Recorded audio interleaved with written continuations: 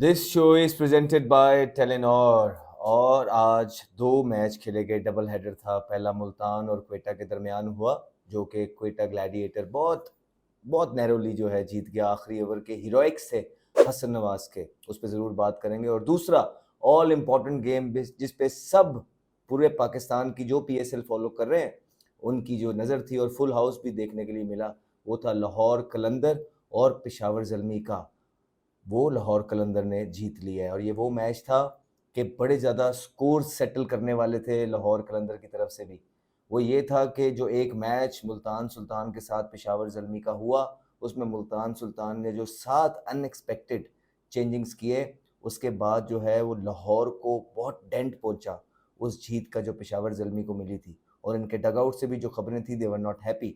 तो आज बहुत सारे स्कोर सेटल करने थे और दूसरा ये भी करना था कि शाहीन अफरीदी ने जो पिछला मैच हार के बोला था कि सी यू इन द सेमीज, तो वो तो तभी होना था जब आज का मैच जीतना था। अदरवाइज जो है हिसाब किताब कोई और ही हो जाता। लेकिन आज का मैच, सबसे पहले बात शुरू करेंगे लाहौर कलंदर के मैच की। आई थिंक बड़ा चेजेबल पहले तो जहाँ ये स्कोर 13 ओवरों के मैच में, अगर आप T10 फॉलो करने वाले हैं तो आपको पता होगा कि ये स्कोर T10 में कितना कितना स्कोर हो जाता है।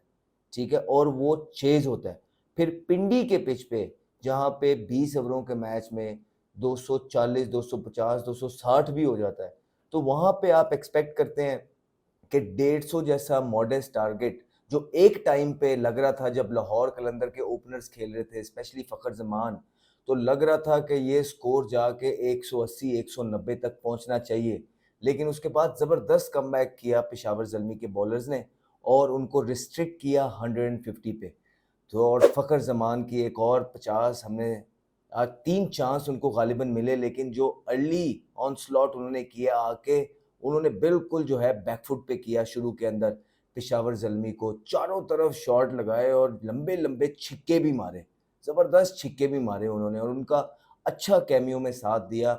नईम ने भी पहला उनका कैच छूटा, मोहम्मद हारिस ने सीधे ही कैच जो है छोड़ दिया और छोड़ के पता नहीं उन्होंने सर पकड़ लिया। ऐसा लग रहा था कि शायद उनके सर पे जो है कोई बहुत ज़ोर से ज़मीन पे लगा होगा, लेकिन जब रिप्ले आया है तो सर का तो कोई अमल दखल ही नहीं था। तो वो थोड़ी-सी मेरे ख़्याल से एम्बैरेसमेंट के चक्करों में वो वहाँ पे उनको समझ नहीं लगी कि ये कैच कैसे छूट गया, जिसकी वज़ह से उन्होंने वो सारा हुआ। लेकिन उसके बाद जैसे-जैसे लाहौर कलंदर के बल्लेबाज आते गए, वो छोटी-छोटी कैमियोज़ खेल के आउट होते गए और उसके बाद ज़बरदस्त बॉलिंग हमें देखने को मिली है पेशावर ज़ल्मी की तरफ से। उन्होंने पुल बैक किया चीज़ों को और एक बड़ी चीज़, बड़ी गलती जो ओवरऑल देखने में मिली है पेशावर ज़ल्मी की तरफ से, वो उनके ड्रॉप कैचेस भी थे। आज फिर से उन्होंने गालिबन 4 कैचेस छोड़े हैं और 3 तो फ़खर ज़मान के ही छोड़ दिए हैं। तो ये ओवरऑल जो था, it sums up Peshawar Zalmi की जो जर्नी थी। ये आखिरी मैच भी जो है वो उसने बता दिया कि पेशावर ज़ल्मी की क्या जर्नी थी। और उसके बाद जब चेज़ स्टार्ट हुआ, सारी आंखें हमेशा की तरह जो थीं वो ओपनर साइम अयूब पे थी कि साइम अयूब जो है एक अच्छा ज़बरदस्त सा स्टार्ट देंगे मोहम्मद हारिस के साथ, जिसके बाद जो है आप एक्सपेक्ट करते हैं कि एक अच्छा मोमेंटम मिलेगा जिस तरह फ़खर ज़मान ने दिया। लेकिन ना तो साइम अयूब एक दफ़ा फिर आज पूरे टूर्नामेंट की तरह चल पाए। बड़ा ही एक ऑर्डिनरी सा टूर्नामेंट उन्होंने खेला है जी। यंगस्टर हैं, इंजरी से आए थे पाकिस्तान में के लिए, जो आखिरी कुछ आध इनिंग्स खेले हैं बड़ी ज़बरदस्त खेले हैं। लेकिन ये पीएसएल अच्छे ज़बरदस्त पिचेस पे उनका बड़ा ड्राई गया। He would like to forget that PSL ASAP, जल्दी जितना जल्दी हो सके। दूसरा मोहम्मद हारिस, इस टूर्नामेंट के अंदर उन्होंने 2 से 3 अच्छी कैमियोज़ खेली हैं। कैमियोज़ नहीं, 2 तो बड़ी ज़बरदस्त इनिंग खेली है, लेकिन ओवरऑल जो आज का प्रेशर गेम था, आप एक्सपेक्ट करते हैं इस तरह के प्लेयर से जो पाकिस्तान के लिए जिनका नाम चल रहा है, खेल रहे हैं, कि वो अपने पे लें, क्योंकि पेशावर ज़ल्मी बैटिंग स्ट्रॉन्ग खेल रहा है, तो अपने पे लेके करें। लेकिन आज फिर बड़ी स्क्रैची इनिंग खेली है मोहम्मद हारिस ने, कहीं से भी कंफर्टेबल लग नहीं रहे थे, बस एक ही तरफ जो है ना पैर खोल के इधर को चलाना चाह रहे थे और इस चक्करों में थे कि किसी तरीके से कोई 2-3 मिडल हो जाए। लेकिन आज जितनी भी उन्होंने इनिंग खेली है, वो बिल्कुल एक ऑर्डिनरी सी इनिंग खेली है और उसके बाद जो जब ये 2 आउट हो गए, तो सारा प्रेशर दोबारा से एक दफ़ा बाबर आज़म की अप्रोच आज ज़बरदस्त थी। यही आप एक्सपेक्ट करते हैं टी20 क्रिकेट के अंदर, whether you get out, whether you score runs. लेकिन आपने जो टीम की रिक्वायरमेंट है, जो कि ऑब्वियसली 12 का रन रेट चाहिए था, जब बाबर आजम खेल रहे थे और ऊपर से फिर 2 विकेटें भी गिर जाती है। तो 2 विकेटें गिर जाएँ और फिर बाबर आजम जो कि इतना कंफर्टेबल नहीं होते सर्कल खुलने के बाद, वो अपना ट्राई कर रहे थे। आज उन्होंने देखने में हमें आया एक जो स्लैश भी मारा है, मोहम्मद हारिस का, उसकी अभी बात करते हैं, वो हारिस जो बॉलर है लाहौर कलंदर का, उसको एक जो स्लैश मारा है कवर के ऊपर से, वो बहुत ज़बरदस्त शॉट था। टाँग उन्होंने खोली और आज जिसे कहते हैं ना कि ज़ेन बना के आए हुए थे। आज उनका लग रहा था कि वो ग्रूव के अंदर है और मारने के इरादे से आए हुए हैं। तो वो एक एक वो शॉट मारी, 1-2 और उन्होंने ट्राई की जो चौके हुए, लेकिन मिडल उस तरह हुए नहीं। यू एक्सपेक्ट दैट कि जब एक इंसान की वो जिस प्राइम में वो खेलते रहे हैं, जब वो नोवे नियर है उसके और टीम से भी ड्रॉप हुए, तो ये एक्सपेक्ट करते हैं आप। लेकिन अप्रोच पे आज उनके कोई बात नहीं होगी, क्योंकि यही अप्रोच की हम उनसे बात करते हैं। यही हाई रिस्क क्रिकेट की सारे बात करते हैं ना यार, कि यार बाबर आजम को हाई रिस्क क्रिकेट खेलनी चाहिए। वो यही हाई रिस्क क्रिकेट है। और हाई रिस्क क्रिकेट में जब फ़खर ज़मान खेलते हैं तो क्या होता है? फेलियर्स भी आते हैं। जब मोहम्मद हारिस खेलते हैं तो क्या होता है? फेलियर्स भी आते हैं। जब साइम अयूब खेलते हैं तो क्या आता है? फेलियर्स भी आते हैं। तो इसी तरह आज हाई रिस्क क्रिकेट खेलते हुए 2 आउट भी हुए हुए थे, उसके बाद भी वो मारने गए। Credit to him. नहीं लगी, बुरा बॉल था जिस पे सिकंदर रज़ा का वो आउट हुए, वो कहीं भी मार सकते थे। कहीं भी वो बॉल को मार सकते थे, लेकिन उन्होंने सीधा मिड ऑफ के हाथों में वो चूज़ किया। और यही चीज़ें होती हैं। जब आपकी आइडियल फॉर्म नहीं लगी होती है, जब अच्छी फॉर्म लगी होती है, आप जिधर को बल्ला घुमाना चाहते हैं, उधर को ही चीज़ें लगती हैं। लेकिन जो है, जब इस तरह की फॉर्म हो कि आप कुछ भी कोशिश कर रहे हो, वो हो ना पाए, चाहे चेज़ कर रहे हो, आप पीछे रह जाते हैं, चाहे आप गंदा बॉल मिले, आप सीधा हाथों में पकड़ा देते हैं। तो कुछ यही हिसाब-किताब है, जो बाबर आज़म का चल रहा है। लेकिन आज प्लीज़ उसको कोई भी स्केपगोट ना बनाए, बिकॉज़ हम यही एक्सपेक्ट करते हैं हाई रिस्क क्रिकेट में कि रोज़-रोज़ परफ़ॉर्मेंस नहीं होती है। जब होती है तो वो टीम के काम आए। ऐसा ना हो कि अपना 50 हो जाए, अपना 60 हो जाए, जिसका टीम और फिर आपकी हार जाए, तो ऐसी परफ़ॉर्मेंस का कोई फ़ायदा नहीं होता। और मेरा वूहू moment of the day, Salman Mirza की तबाहकुन बॉलिंग, जो डंडे उन्होंने आज उड़ाए हैं, यही मेरा वूहू मोमेंट ऑफ द डे। और आपका वूहू मोमेंट ऑफ द डे क्या है? नीचे कमेंट सेक्शन में बताइए। लेकिन Haris was really impressive today.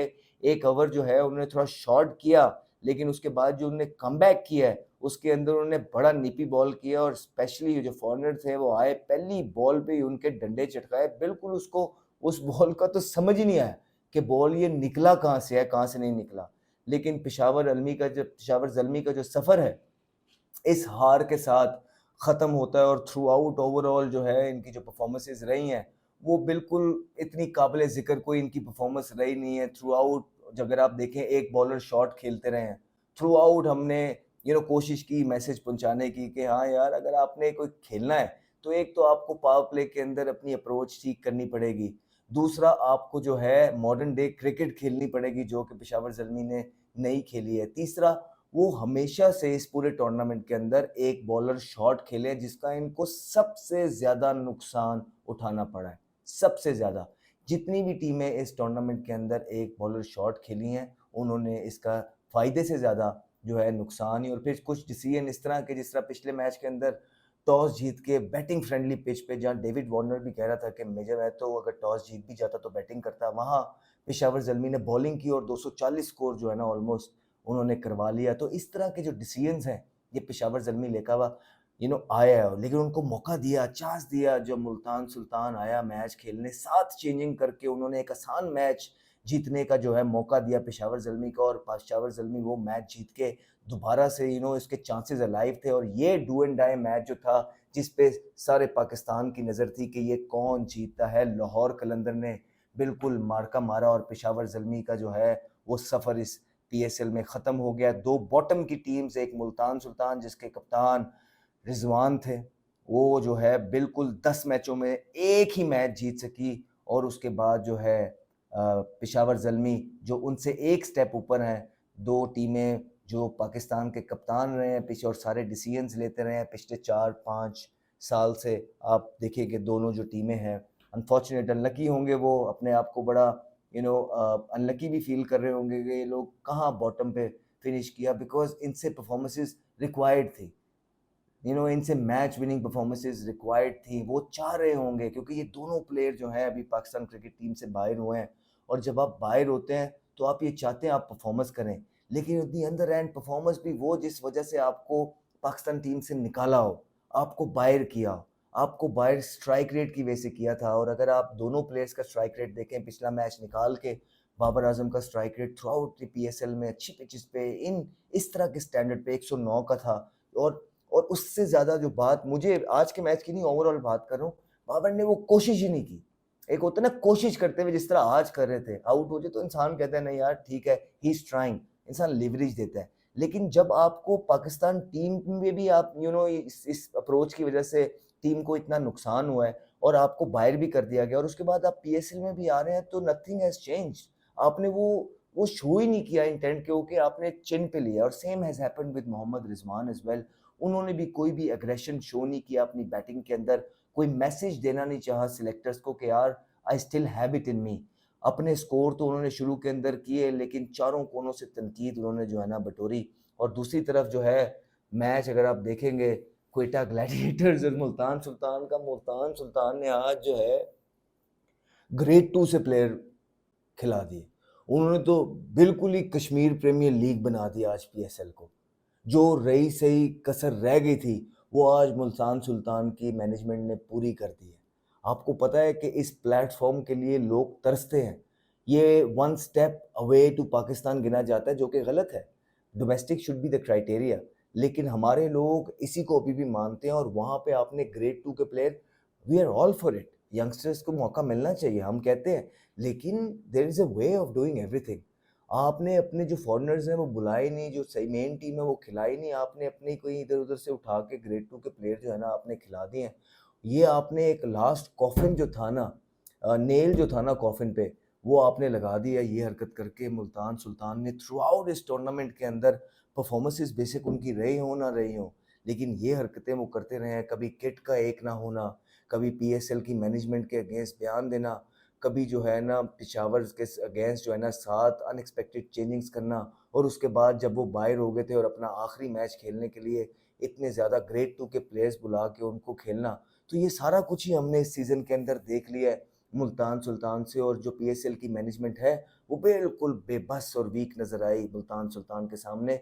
Multan Sultan ने खुद तो बॉटम पे आए ही आए, लेकिन साथ साथ पीएसएल को भी जाते जाते बिल्कुल बॉटम पे ले गए। आज जो उन्होंने किया है, ये दुनिया की, ये जो पाकिस्तान के अंदर छोटी लीगें होती हैं उनमें और पीएसएल में कोई फ़र्क नहीं रह गया था जब हम मुल्तान सुल्तान का मैच देख रहे थे। और आज बेशक एक ऑर्डिनरी सा मैच क्वेटा ग्लैडिएटर्स का और मुल्तान का देखने को मिला, जहाँ पे क्वेटा ग्लैडिएटर जो कि टॉप ऑफ द चार्ट है, उन्होंने भी बड़ी अजीब सी क्रिकेट खेली है। ये टीम जिसको वन साइड हराना चाहिए था, उसके साथ बड़ा नेल बाइटिंग मैच खेला। और गेस व्हाट, आज फिर मेरा वो मोमेंट ऑफ द डे, जो हसन नवाज की एक अगेन मैच फिनिश किया, मैच विनिंग इनिंग, एक यंगस्टर जो उभरते हुए खिलाड़ी हैं और जो अपना केस पक्का करते जा रहे हैं। हसन नवाज ने आखिरी बॉल पे छिक्का मार के आज फिर जो है अपनी टीम क्वेटा ग्लैडिएटर को मैच जितवाया। यही मेरा वूहू मोमेंट ऑफ द डे था। आप लोगों का वूहू मोमेंट ऑफ द डे क्या है क्वेटा ग्लैडिएटर और मुल्तान सुल्तान के मैच का, नीचे कमेंट सेक्शन में बताएं। लेकिन हसन नवाज की बात होगी, क्यों?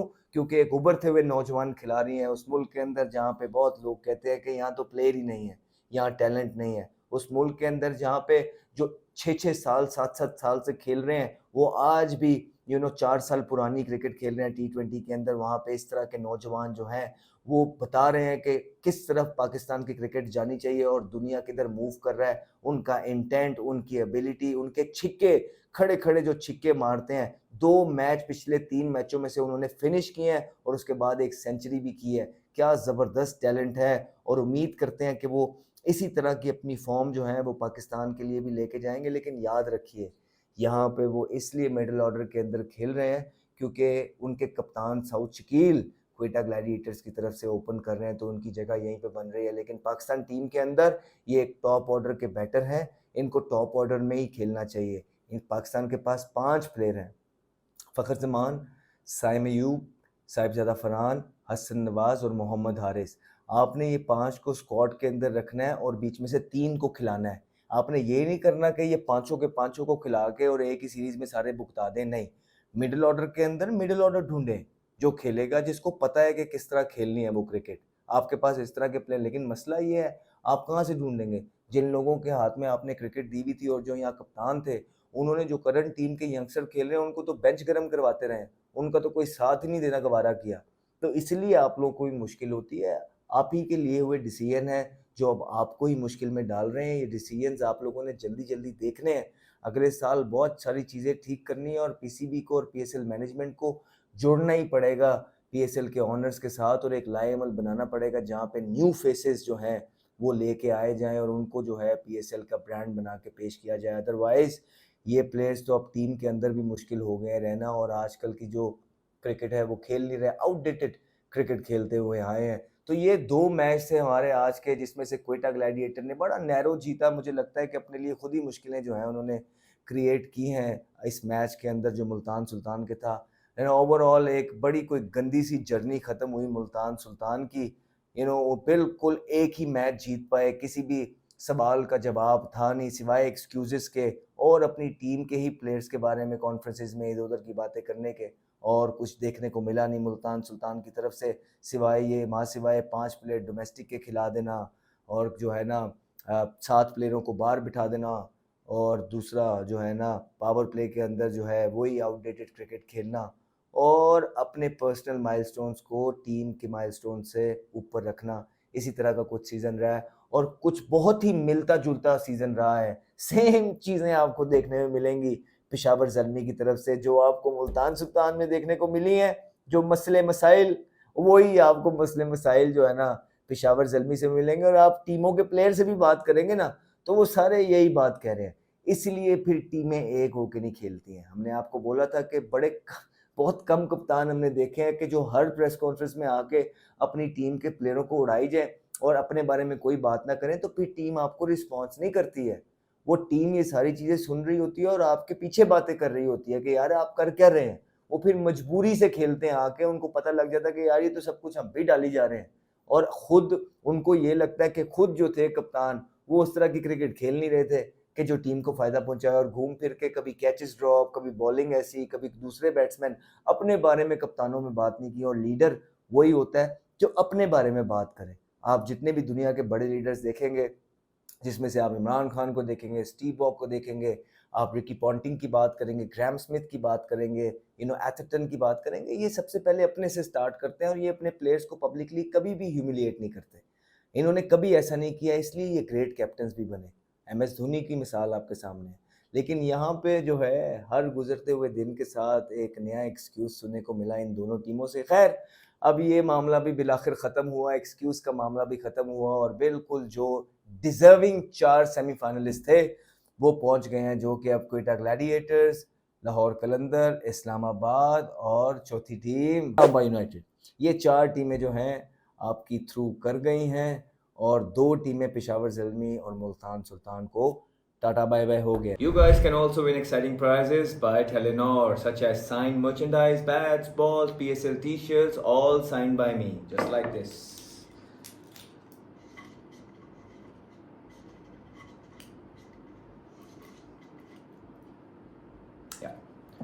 और इस कॉन्टेस्ट में हिस्सा लेने के लिए आपको सिर्फ करना यह है कि मेरी YouTube वीडियोस के नीचे डिस्क्रिप्शन कमेंट सेक्शन में आपको लिंक मिलेगा कॉन्टेस्ट का। सिर्फ आपने उस पर क्लिक करना है, पार्टिसिपेट करना है और बताना है अपने प्रेडिक्शन के बारे में। और हाँ, अगर आप टेलीनॉर यूज़र नहीं है तो अभी माय टेलीनॉर ऐप डाउनलोड करके आप इसको एज अ गेस्ट भी इंजॉय कर सकते हैं और जीत सकते हैं ढेरों इनामात ओनली बाय टेलीनॉर।